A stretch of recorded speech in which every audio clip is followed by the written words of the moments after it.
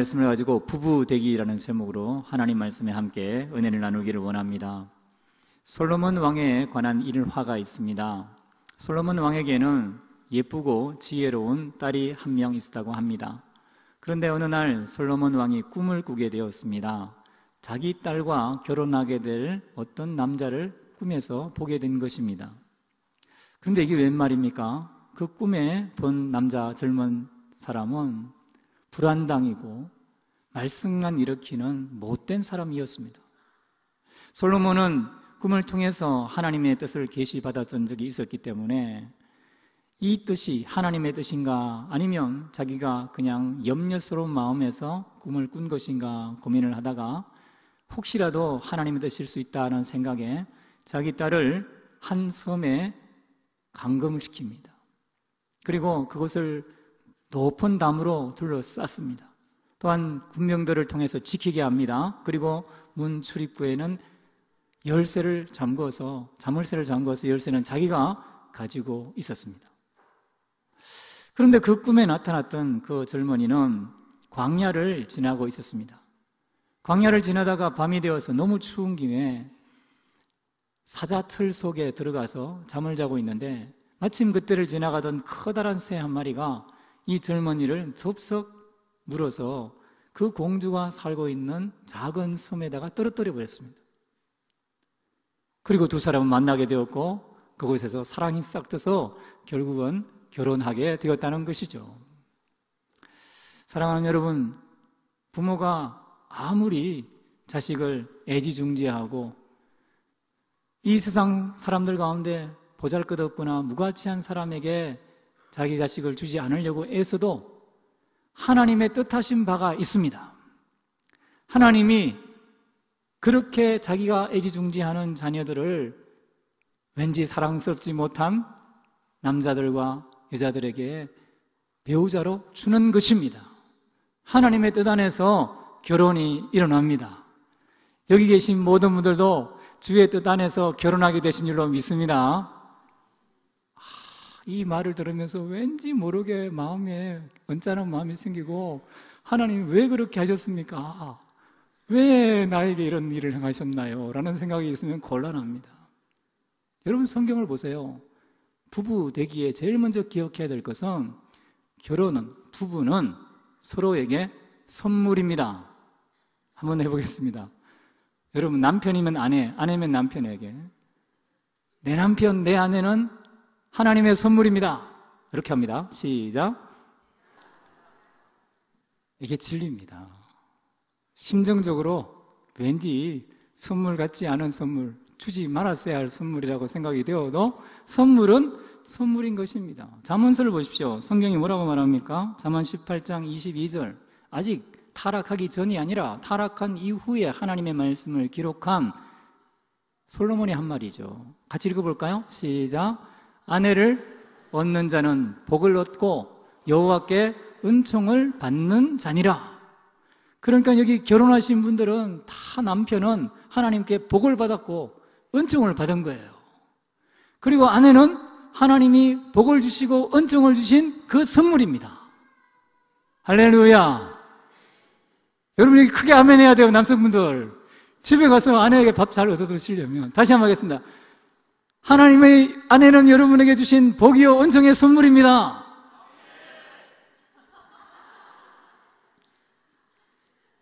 여러분 결혼은요, 부부는 하나님이 허락하지 않으면 절대로 일어나지 않습니다.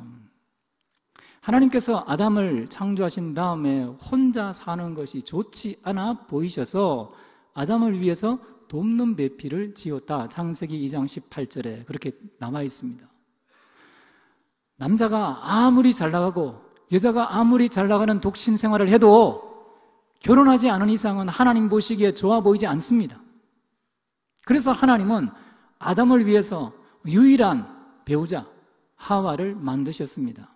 하나님께서 아담을 위해서 더 많은 배우자를 만드실 수도 있었을 것입니다. 전능하시니 전지하시니 무엇이든 하실 수 있으니 하와가 앞으로 아담에게 문제를 만들 수 있으니 다른 배우자를 만드실 수도 있으실 것입니다. 그런데 하나님은 그렇게 하지 않으시고 아담을 위해서 유일한 배우자 하와를 만드셨습니다. 그리고 하와에게 아담을 만나게 하시고 돕는 배필로 인생을 살아가게 한 것입니다. 부부는 하나님께서 서로에게 복이 되도록 돕고 은총을 받는 표로 주신 선물인 줄로 믿습니다. 영국의 유명한 문호였던 셰익스피어는 모든 결혼을 만드신 최고의 창조주께서 그대들의 마음을 하나로 묶으시느니라 라고 고백했습니다. 그렇습니다. 인생을 깊이 묵상하고 그것을 글로 표현해서 수많은 사람들의 심금을 울렸던 문호도 말하기를 결혼이야말로 최고의 창조주께서 두 사람의 마음을 묶어서 하나로 만드는 귀한 일이다 라고 말하는 것이죠. 결혼 생활을 잘하고 결혼 생활 속에서 우리가 하나님이 주시는 이 복을, 은총을, 선물을 진정 누리며 살아갈 수가 있기를 간절히 축원합니다. 왜 우리가 하나님이 주신 은혜요, 선물이요, 은총이라고 말할 때에 뭔가 석연치 않은 마음이 있고 이 선물은 아닌 것 같습니다 라는 마음이 있습니까?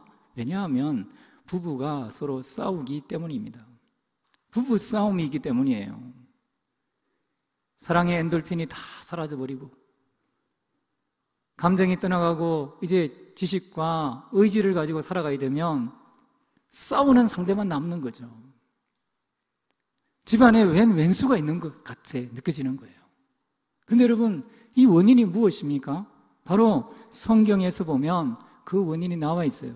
어떤 칼럼니스트는 말하기를요, 행복한 가정 부부와 불행한 가정 부부를 비교해 보면 행복한 부부는 1년에 300일을 행복하고 50일은 그럭저럭 살고 15일은 싸운다, 이렇게 이야기를 했습니다. 그리고 불행한 부부는 반대래요.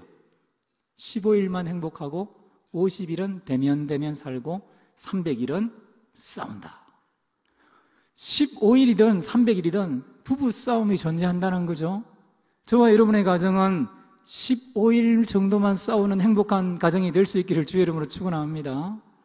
여러분, 이것은요, 인류가 처음 범죄한 이후부터 모든 부부에게 존재하는 것입니다. 창세기 3장 16절을 그래서 우리가 잘 이해해야 합니다. 여러분, 창세기 3장 16절이 무엇입니까? 하나님께서 여자 하와에게 이렇게 말씀하시죠. 이제 너는 남편을 원하겠고 남편은 너를 다스릴 것이다 라는 말씀이 나옵니다. 전통적으로 이 말씀은 여성이 남성에게 지배받는 하나님의 벌로 이해를 합니다.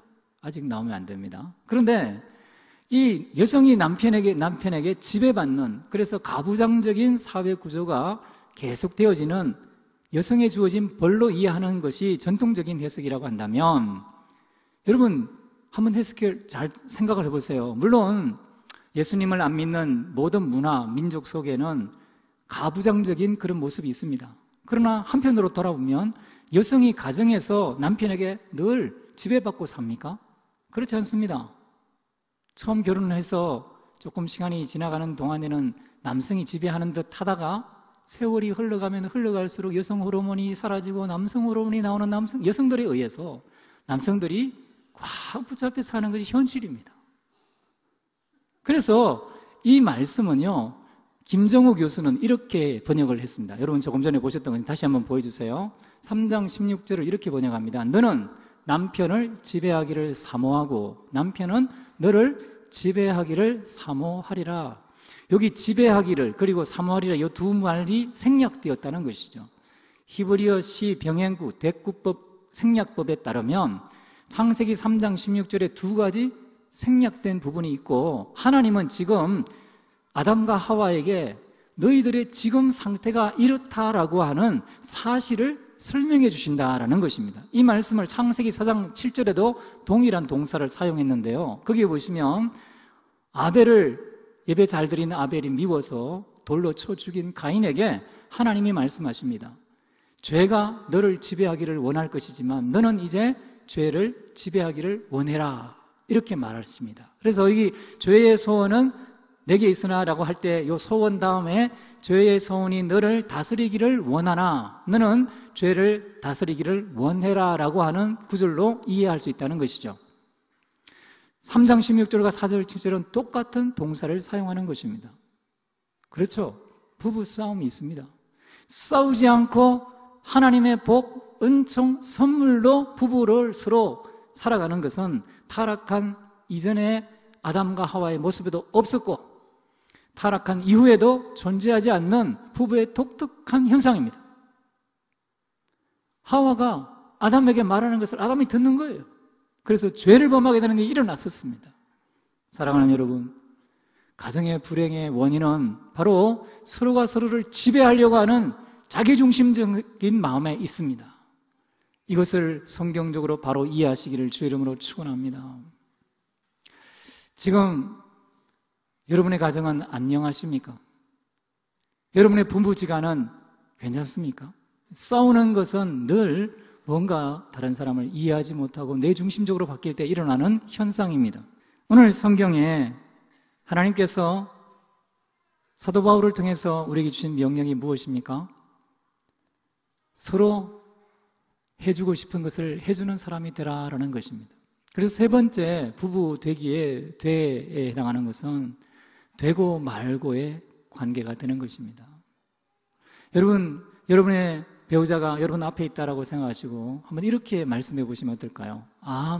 되고 말고. 한번 따라해 보겠습니다. 되고 말고. 그래, 내가 해줄게. 여러분, 이것을 회복해야 됩니다. 근데 많은 사람들이 오해합니다. 배우자가 나를 사랑하지 않는다. 배우자가 자기 잘못을 인정하지 않는다라고 오해하는 거예요.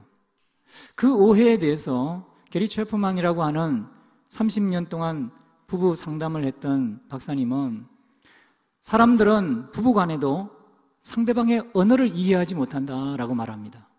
사랑의 언어를 이해하지 못하고 사과의 언어를 이해하지 못한다라고 말합니다. 지금 보여드리신 책 표지를 한번 보십시오. 사랑의 5가지 언어가 있습니다. 인정하는 말, 함께하는 시간, 선물, 봉사, 스킨십. 어떤 사람은요, 말을 통해서 다른 사람에게 나의 사랑을 표현합니다. 당신을 사랑해. 당신 같은 여자 없어. 당신 같은 남편 없어. 최고야. 늘 말을 표현해요. 근데 어떤 사람은요, 배우자가 그런 말을 하면 저 사기꾼 같지. 내가 저 말에 속아서 결혼했지. 사랑의 언어가 다른 거예요. 이 여성분은 사랑의 말이 중요한 게 아니라 봉사가 중요한 거예요. 그런 말을 할 생각이 있으면 나를 위해서 조금 봉사를 해봐라. 무거운 물건 들고 갈 때 좀 대신 들어주고 나를 위해서 봉사하는 당신의 마음이 필요하다. 어떤 사람은 함께 시간 보내는 걸 좋아합니다. 그래서 아내 옆에 남편 옆에 주구장창 붙어 있어요. 근데 어떤 사람은요, 저 인간 또 붙어 있네. 좀 떨어져라, 떨어져. 누구는 전생에 세상 사람 말로 전생에 무슨 나라를 구한 일이 있어서 주말 가족인데 당신은 하루에 3끼를 집에서 먹냐? 주구장창 붙어 있냐? 사랑의 언어가 달라요. 어떤 사람은요, 여행 가는 걸 좋아합니다. 함께 시간 보내는 걸 좋아하고 여행도 멀리 가는 걸 좋아하고 외식하는 걸 좋아해요. 근데 남편이나 아내가 말합니다. 밖에서 왜 돈을 허비해? 낭만도 없고 나를 사랑하지 않는 것 같고 그렇게 느끼는 거예요. 남편이나 아내가 여보 오늘 우리 극장 가서 극장 영화나 한번 볼까? 다 이렇게 제의를 하면 아내나 남편이 그래 당신 그것을 통해 사랑을 느끼는데 가야지 이렇게 하는 게 아니라 나는 싫어 끔끔한데 거기서 뭐하냐 집에서 TV 보면 되지. 사랑이 단절되어지고 소통되지 못하는 현장이 있습니다. 언어가 달라요. 여러분 서로 되고 말고 되게 해주는 그런 관계가 되기 위해서는 서로가 가지고 있는 언어를 이해해야 합니다. 나의 배우자는 내 짝은 어떤 언어를 통해서 사랑을 느끼는가? 안아주고 만져주고 하는 것을 좋아하는 사람이 있어요. 근데 가족끼리 이러는 거 아니야. 이런 사람이 있어요. 사랑의 언어가 다른 거예요. 그러면 거절감과 그리고 신뢰감이 상실되는 것 속에서 지옥 같은 결혼 생활이 되는 겁니다. 그냥 서로 그 같은 장소에 같은 시간에 있지만 남남인 거예요.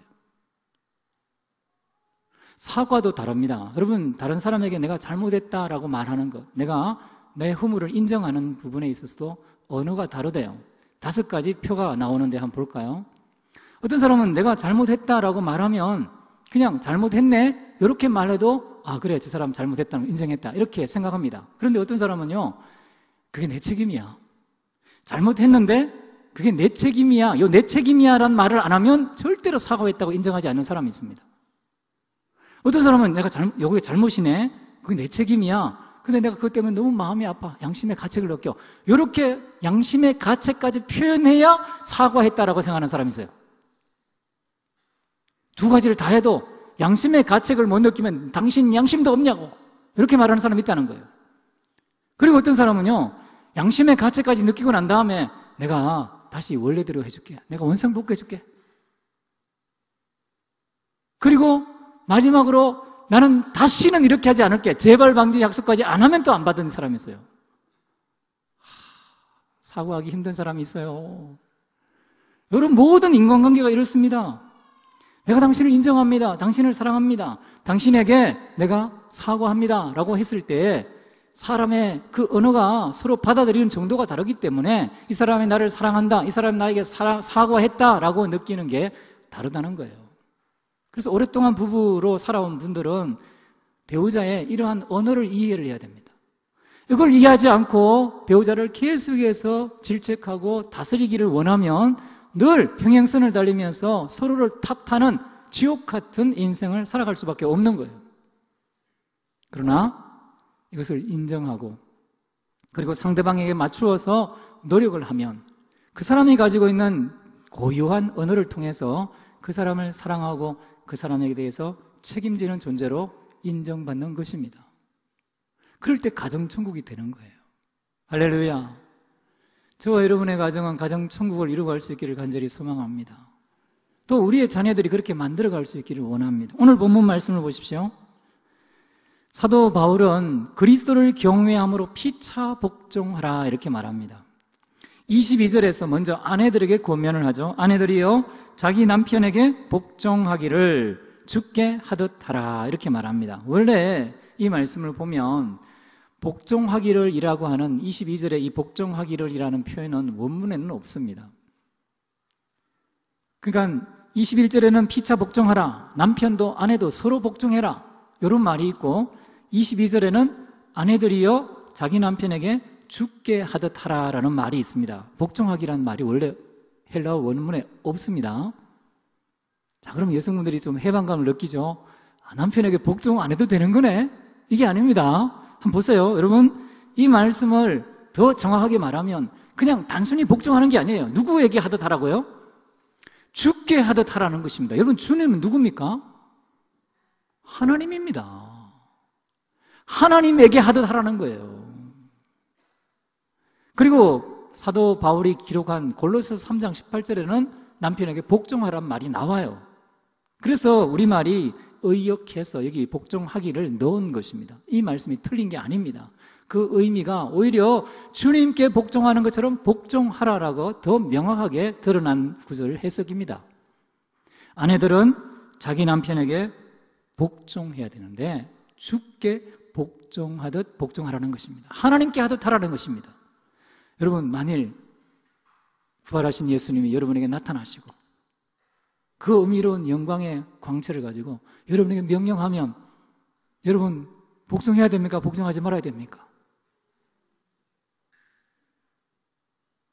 복종해야죠. 남편이 존경스러워야 된다고 말합니다. 여러분 33절 한번 보세요. 마지막에 아내도 자기 남편을 뭐 하라고요? 존경하라. 어떤 아내는 자기 남편을 무시합니다. 깔봅니다. 함부로 대합니다. 그런데 기독교인으로서 가정천국을 이루어가는 여성은 자기 남편을 존경합니다. 목사님, 남편하고 살아봤습니까? 존경이요? 이렇게 말하는 분들, 이렇게 생각하는 분들 지금 곤란합니다. 성경이 말하는 거예요, 성경이. 하나님 우리에게 권면합니다. 자기 남편을 어떻게 하라고요? 존경해서 죽게 하듯 복종하라는 것입니다. 할렐루야. 오늘부터 우리 구미강동교회에 속한 모든 권속들의 가정에는 남편에게 복종하는 일들이 일어날 줄로 믿습니다. 남자들만 아멘하는 것 같아요. 이런 일들이 일어날 줄로 믿습니다. 이야, 여러분 보세요. 여러분 주변에 친구들 구원하고 싶으십니까? 여러분 안 믿는 남편을 구원하고 싶습니까? 이 말씀을 그대로 실천해 보십시오. 여러분을 보는 친구들이, 주변 이웃들이 저 가정은 아내가 남편에게 절대 복종하는 집안이야. 범사에. 여러분 범위가 뭐냐면요, 범사에라고 바울이 분명하게 말하고 있어요. 구미강동교회에 속해 있는 아내들이 남편에게 절대 범사에 복종하는 아내들이다라는 것이 소문이 나면 교회 오지 말라고 해도 옵니다. 당신도 저 여자분 따라서 교회 가라. 아내들을 보낼 겁니다. 남편들이 좀 귀가 살아나신 것 같은데, 남자들에겐 하나님 뭐라고 말씀하시죠? 남편들아, 자기 몸을 돌보듯 자기 아내를 사랑해라. 예수 그리스도께서 교회를 위해서 자기 목숨을 주신 것처럼 자기 아내를 사랑해라. 아내가 나에게 시간을 달라, 나에게 선물을 달라, 나에게 스킨십을 해달라, 나를 위해서 인정하는 말을 해달라, 나에게 봉사를 해달라라고 할 때 뼈가 으스러지도록 사랑하면서 아내를 사랑해 주는 거예요. 그러면 주변에 있는 아내들이 봅니다. 구미강동교회에 예수 믿는 저 집안 남편은 아내를 죽도록 사랑하네? 그리고 교회로 오는 일이 일어납니다. 교회로 보내는 일이 일어납니다. 남편들아, 구미강동교회로 가라. 이런 일이 일어납니다. 전도 쉬워요. NLTC 전도 폭발, 병원 전도, 70일 전도, 축복 전도 거기 참여하셔도 되고, 가정을 천국으로 만들면 전도가 일어납니다. 그 모습을 보면서 우리의 자녀들이 결혼하고 싶어서 안달이 납니다. 결혼만 하면 가정천국이 일어나는데 왜 혼자 살려고 하겠습니까? 믿음의 명문 가문이 이어집니다. 저도 잘하고 있냐라고 물으면 별로 말하지 못할 부분도 많습니다. 그래도 말씀 앞에 우리 자신을 돌아보는 것입니다. 사랑하는 여러분, 회개할 것이 있으면 회개하기를 바랍니다. 그리고 주님이 기뻐하는 가정으로 만들어가면 좋겠습니다. 지상 천국을 이루면 좋겠습니다. 지금 이후로 우리 구미강동교회 모든 가정들마다 든든히 세워지고 하나님의 자랑거리가 될 수 있고 천국에 기록되는 그런 가정 될 수 있기를 주의 이름으로 축원합니다.